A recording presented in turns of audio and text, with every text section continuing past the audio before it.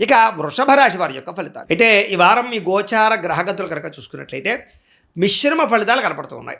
అయితే దైవ బలము గ్రహ బలము బ్రహ్మాండంగా ఉండబోతున్నాయి కాబట్టి ప్రయత్న లోపం లేకుండా ప్రయత్నం చేసినట్లయితే మీకు ఏ పనైనా సరే సిద్ధిస్తుంది.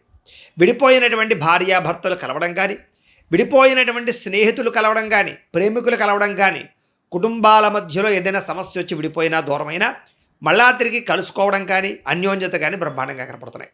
భవిష్యత్తు గురించి బాగా ఆలోచిస్తారు, మంచి నిర్ణయాలు తీసుకుంటారు, జాగ్రత్త పడతారు కూడాను. సమయానికి అనుకున్న పనులు పూర్తి చేయడం కోసం లేదా ఏదైనా కొత్త పనులు ప్రారంభించడానికి బాగా కృషి చేస్తారు అని చెప్పచ్చు.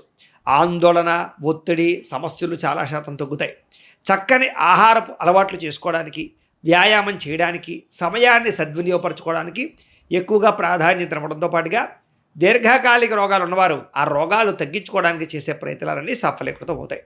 ముఖ్యంగా రాజకీయ నాయకులకి, కాంట్రాక్టర్లకి మంచి పదవులతో పాటుగా అభివృద్ధితో కూడుకున్నటువంటి పరిస్థితులు కనపడుతున్నాయి.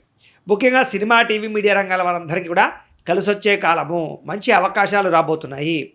గౌరవ మర్యాదలతో పాటుగా కొత్త కొత్త స్క్రిప్ట్లు కూడా మీకు రాబోతున్నాయి. ప్రజలలో విపరీతమైనటువంటి ఆకర్షణ ఏర్పడబోతోంది. దాంతోపాటుగా ఆదాయపరంగా కూడా మంచి మార్గాలు సినిమా, టీవీ, మీడియా రంగాల వారికి రాబోతున్నాయి.